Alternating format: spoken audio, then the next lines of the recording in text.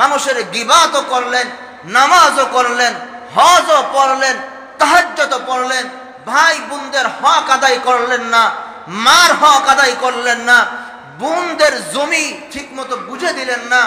মনে রাখেন, কিয়ামতের ময়দানে আপনার এই হজ, আপনার এই উমরা, আপনার এই তাহাজ্জুদ, আপনার এই জিকির আজকার, আপনার এই মুরাকাবা মুশাহাদা বিন্দু মাত্র কোনো কাজে আসবে না।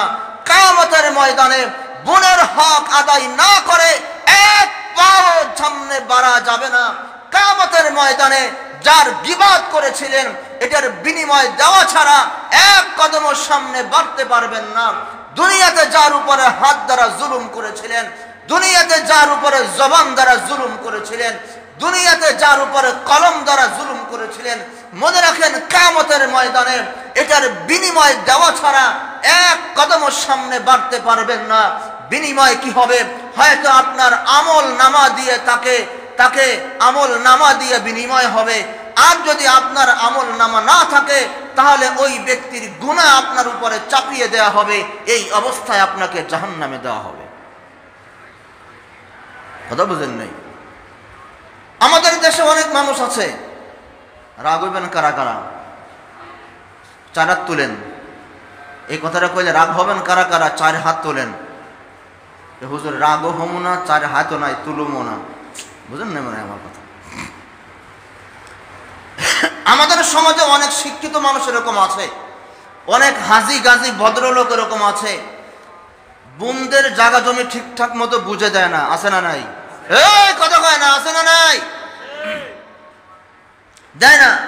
ছোট ভাইয়ের উপরে জুলুম করে, ভাইয়ের হক ঠিক মতো দেয় না। একটু বলদ ছলদ তো ভাইয়ের হক ঠিক মতো দেয় না, ভাইয়ের জায়গা জমি বুঝিয়ে দেয় না। আছে না নাই? বাপে বিল্ডিং করে থুয়ে গিয়েছে 3 ভাই, এখন এই বিল্ডিং এর হক 3 ভাই না, বড় ভাই জোর জুলুম করে পুরো বিল্ডিং ভোগ করছে। আছে না নাই? আর সে বড় ভাই রমজান আসলেই মসজিদে ইফতারি করায়। আছে না নাই? আর কথা কয় না? আবার মাঝে মাঝে হজও করে। আছে না নাই? আবার হুজুর রে একটা নোট দেয়। কয়টা নোট? একটা নোট বুঝেননি? আর কথা কয় না? এক নোট বুঝেননি?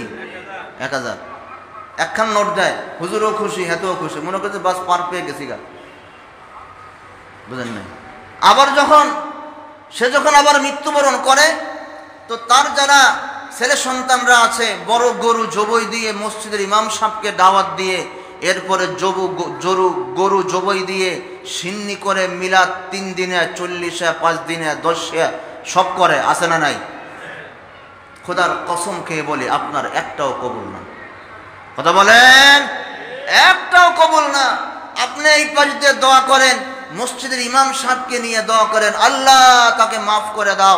আর ওই পাশ দিয়ে আপনার ছোট বোনের চোখের পানি ঝরে, অন্তরের ভিতরে রক্তক্ষরণ হয়, আল্লাহ যদি আমার বড় ভাই আমার জমিনটা বুঝিয়ে দিত, আমার হকটাকে, আমার পাওনাটাকে ঠিক মতো আদায় করে দিত, তাহলে আজকে আমি আমার সন্তানদেরকে নিয়ে কষ্টের ভিতরে আছি। আমার স্বামীর কামাই রোজগার নেই, আমি কষ্টের ভিতরে আছি, আজকে আমার কষ্টের ভিতরে থাকতে হতো না। আল্লাহ আমি এটার সঠিক বিচার চাই। আছে না নাই? সুতরাং আপনার এই সিন্নি আর গরু জবাই দিয়ে কি লাভ? মসজিদের ইমাম সাহেবরে দাওয়াত দিয়ে গরু জবাই দিয়ে খাওয়ায় কি লাভ? সুতরাং এইগুলি বাদ দেন, আগে বোনের হক আদায় করেন, ভাইদের হক আদায় করেন, মায়ের হক আদায় করেন, আত্মীয় স্বজন চাচা ভাতিজা ভাই বোনদের হক আদায় করেন, ভাগ্নিদের হক আদায় করেন। মসজিদের ইমাম সাহেব লাগবে না, আপনি এমনি জান্নাতি।